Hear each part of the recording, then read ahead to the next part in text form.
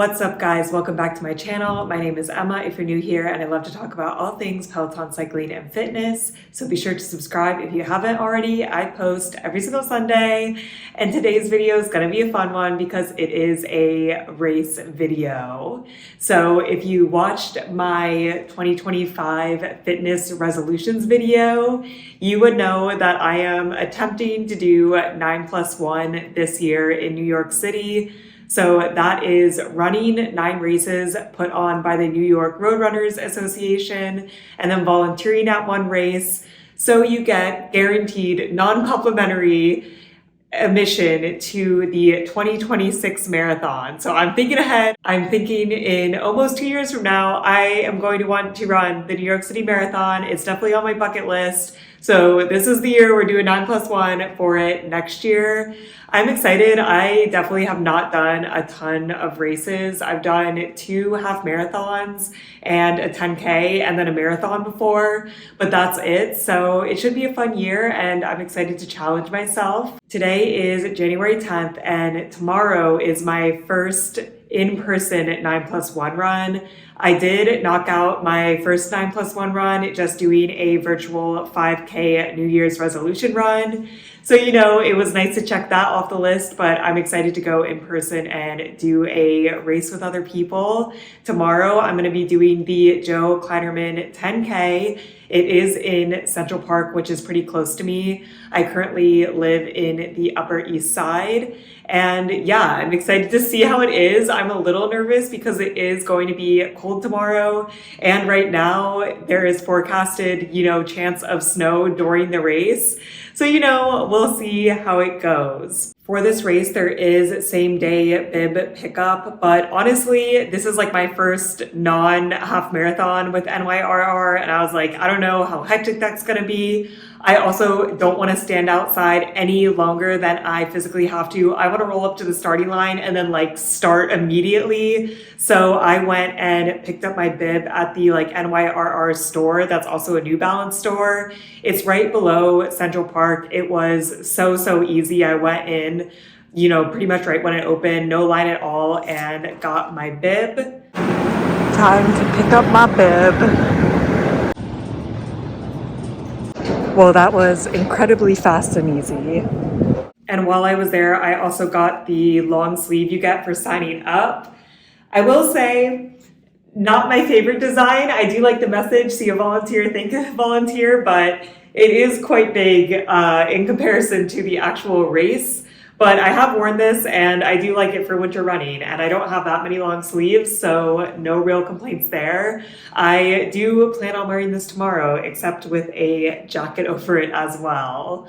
So I pretty much have everything ready for tomorrow, and I don't have a time goal for this. I've only run one other 10K. It was in Los Angeles. It was a turkey trot. The weather was perfect. It was not 20 degrees, so I'm not gonna hold myself to any really strong time limit. I am obviously going to try to go as fast as I can. I try to PR every time, but it's okay if I don't on this one. I just want to survive the cold. But I thought that I would walk through really quickly the things that I think are worth wearing in the cold weather running. I don't have a ton of experience, but the number one thing for me are gloves. These are the Lululemon Fast and Free gloves, and I absolutely love these. I get so cold so fast, especially in my fingers and my toes, and these are a savior.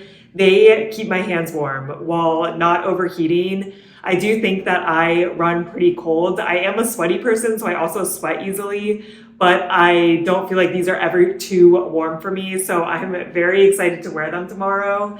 I do think that they're quite ugly, but I did get them on sale and really no complaints. It also has the things so you can use your phone while wearing them, which is also very nice because I just never want to take my gloves off once I have them on.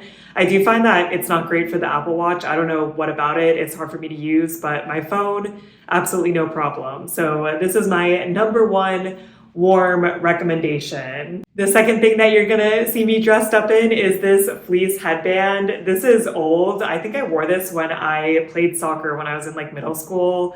Also, maybe when I was skiing, but essentially just a piece of fleece It keeps my ears warm. Again, my ears get cold a lot. Again, I will sweat through this, but I'd rather be sweaty and warm than cold. Being cold is the absolute worst for me. And then finally, the running jacket that I've been using is this North Face Skyline black jacket. It's just a polyester jacket, so it's nothing super crazy, nothing super breathable. But for me, I don't really feel like I need something breathable in 20-degree weather. I want to be warm. And on the runs that I've gone so far, I've really liked this. You can zip it like into kind of a turtleneck, which has been really nice for me. But if you have other running jacket recommendations, definitely let me know, because I could be convinced to upgrade to something else. Like this I just already had, so that's why I've been using it, because this is the first year that I've really been running outside in the cold. When I lived in San Francisco and LA, this was just not a problem. And then last year when I was living in New York, I just did not run outside during the cold at all. But this is the year that it changes, starting with this race. I have done like a couple outdoor runs in the cold, so I know that I can survive it. But yeah, I'm excited to do my first race in the cold. The race starts at 8 a.m. tomorrow. The corrals close at 7:50 a.m. Honestly, I'm really trying to roll up at like 7:49 a.m. I will give myself a little bit of buffer time, but man, oh man, I really do not want to be standing around, especially if it's snowing, because yeah, I'm not going to bring any clothes to like shed, so I will just be in this. I do live on the Upper East Side, but sadly, I live at the bottom of the Upper East Side, and this race starts, I believe, somewhere in the 90s in Central Park, so it's actually 2.5 miles from my apartment, which I think is a little long to run to and then like do the 10K, because, you know, I do like want to try my hardest at the 10K. I do want a good time. I don't know if I'll get one, but gotta set myself up for success. So I think I'm gonna take a subway up, and then there will still be like a little bit of running or walking to get to the starting point. But my plan is to leave the apartment at 7, and that should give me plenty of time. Hopefully not too much time, but I'm worried about cutting it closer and like the subway's running slow. So we'll see. If I'm there super early, I could always hang out in the subway stop for a little bit to kind of time it better. But that's the plan for tomorrow morning, and I'll be vlogging my morning and race day thoughts.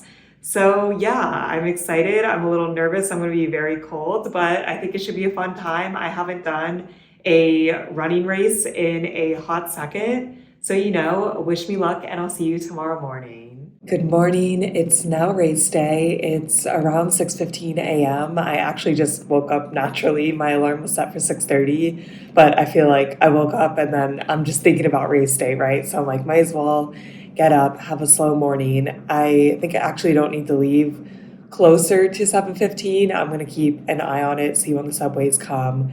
But yeah, I should be able to have a chill morning. So I'm drinking my maple sea salt latte. We got this ceramic cup. I think it's so cute. And then for breakfast, I'm just gonna have a banana with some peanut butter. We got this peanut butter from a store in Brooklyn, and it's carrot cake, almond and walnut butter. So it's basically like spiced nut butter, but it's quite good. And yeah, I'm not gonna fuel at all for this race. Like, this is fine. I don't eat usually a big breakfast, but I'm not gonna take any gels or anything just for a 10K. And like, we're just doing our best. There's still forecasted a little bit of snow this morning, but it keeps changing. So I'm hoping it's just gonna skip us, but we'll see. It's just before 7 and we are ready. It's getting a little lighter outside, and I can actually see that there is a light dusting of snow. So that's always nice. Hopefully more does not come, but I am ready. I'm going to go down with enough time that if I think this isn't warm enough, I can come back up, but I think this should be good. We got kind of wonky bib placement because I wanted to be able to zip this up and down. We have my New Balance 880s. I always wear those for running. Some thick Bomba socks to hopefully keep me a little bit warmer. And then these are, I believe, Invigorate Lululemon leggings, the race shirt, my North Face. My ears are covered, and I just have to get my gloves, and we are ready to go. The walk to the start.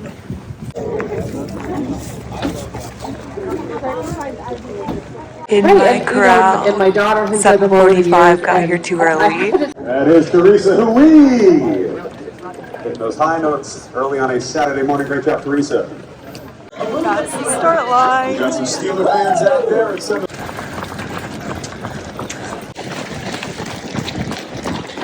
My face is cold. Only 2 more miles. I'm definitely warming up.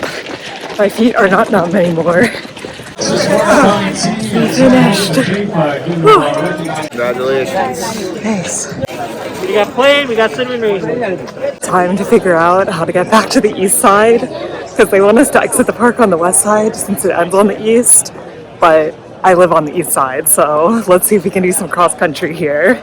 Okay, it actually wasn't hard. You could just cross. They can't really close off the park, but you just have to run across the race, but not too bad. I think I'm gonna jog home as a warm down, feeling good, and then we'll recap. I think I PR'd, but I need to see the final results first. It's gonna be a close one. Look at all of these salt markings on the back of my leggings. Oh, it's only my left for some reason. It's now the next day. I'm rested, I'm recovered. I feel pretty good, like a little stiff, but it was only a 10K. I mean, I was trying to run my fastest, so it was still definitely a push, but nothing like if I ran a half marathon, I'd be really sore the next day. So I'm feeling pretty good, and I thought that first I would talk about my race day experience, and then I can get into my final results, which I'm pretty happy with. So overall, it was a good race. So my first mistake was getting there too early. I mean, I'm always nervous when I have to take subways that, you know, there's going to be some catastrophe where I'm delayed. And I really did not want to run to the start because 2.5 miles like would be a big addition to the 10K that I'm like obviously trying to do well in. But everything worked out. I probably should have hung out in the subway station for a little bit longer. A lot of people were doing it, but honestly, it was pretty crowded. Like a lot of people were coming off the 6, which is the closest subway to the start line. And there were also a lot of people waiting in the 6 subway station for, I'm assuming, other people, or if they didn't want to be in the cold. But yeah, I just pretty much walked straight to the start line. I got there around 7:45 to my corral, which was very early. A lot of people were not in the corrals yet. There were people that were jogging, stretching out, like just, yeah, there's no reason to be there that early for a 10K. Honestly, the cold wasn't too bad for me. What was bad is that the ground was wet, and I think some of the wetness got in my shoes. So my toes were numb probably for around the first like 2 miles. Nothing crazy bad. And I do think that I have sensitive feet. Like my feet get very cold and then it's hard for them to get warm again. But yeah, something that I could keep in mind for the future. I'm not even really sure what the solution would be for that. But hopefully I just don't run in like any level of snow. It was snowing a little bit like right before the start, but it didn't snow at all during the race. And honestly, the weather for the race was really good considering it was in January. And this past week has been super windy and cold in New York. The temperature was 27 degrees and like not windy at all, which yeah, honestly, that's like not bad. Like if it was 15 degrees even, that would be significantly colder and way worse. So weather-wise, we kind of lucked out. So then the race started. The corrals closed around 7:55. So again, you definitely had time. And yeah, the race was good. It's just a loop around Central Park, which I've done many times. And the nice thing about that is I kind of know where the hills are going to happen. I do think that Central Park is deceptively hilly. Like it's not really big hills except for Harlem Hill, which was at the beginning, which was nice. But it is kind of like a gradual up and down rolling hills. So something to be prepared for if you do any races. There's a lot of NYR races in Central Park. But yeah, it was definitely nice knowing kind of like where these hills would be and I could prepare for them. Harlem Hill was the worst, but it was nice that it was fairly at the beginning because you started at the 102 transverse and then went up and around. So you hit it pretty quickly. And then Yeah, we kept running. There were mileage signs with times every mile, which was really nice because I just could not look at my watch at all. I didn't really have a strong idea of what my pace should be going in. I'm like, I'm just basically going to try to run as fast as I can for as long as I can, which is always my plan of attack for a race, which probably is not the best plan of attack, but I do think it worked well here. So that was really nice to just kind of get like an idea of how fast I was going. There were also 3 hydration stations, I believe around like mile 1.5, mile 3, and mile 4.5, although they do have it like listed out where exactly they'll be. I personally don't need any water for a 10K. I'm, trying to go as fast as I can. It's also cold outside, so I'm not that thirsty. So I did not stop, but they had Gatorade and water at every single station. I think most people were not stopping though. Most people, I think, just wanted to run as fast as they could and finish so they could go home. At least that was my plan. There was around 4,500 people running this, which was more than I thought. Like when I looked behind my corral, I was like, wow, there's a lot of people. There were not a lot of people cheering, which I totally understand. Like this race is definitely for the 9+1ers. I really don't know if you're not doing 9+1, like why you would choose to do this race. So there were like a couple people cheering, which honestly, like kudos for them for showing up in the cold and cheering on their loved ones. I did not make Chris roll up to this event. I was like, it is not worth it. But then when like we were running, it was mostly silent. Like people were just running, which was interesting because I've only kind of done like bigger races where there is more cheering, but that's not a big deal to me. I was listening to music the whole time, so jamming out, it was still good. And yeah, I feel like that was all that was notable. I definitely warmed up by like mile 3, which was nice. My feet became less numb, and I feel like I wore appropriate clothing for the event. Like I was good, but I wasn't overheating at all. So then we finished and I am very happy with my time. I did PR. My official time was 49 minutes and 43 seconds, which is an average 8-minute pace per mile, which is a little sad because if I ran 6 seconds faster, I would have broken that 8-minute pace. I would have been really happy with that. But there's goals for the next races. I have 8 more races, so there's a lot of opportunity to get a faster time. The turkey trot that I did, my average pace per mile was 8:15. I finished around like 51 minutes and some seconds. So definitely some improvement here, which I'm happy with. And I actually think my most impressive thing is I had a negative split, which I can confidently say I've never had negative splits before. Running at a steady pace is definitely something that I struggle with, especially for longer races. Obviously, this isn't a super long race, but any kind of negative split I will take, and it's something that I really want to focus on moving forward as I do more races. So my first 5K was an 8:04 minute per mile average pace, and then my second 5K was a 7:57 minute per mile pace. So very happy with those results. I definitely was, trying to pick it up at the end there.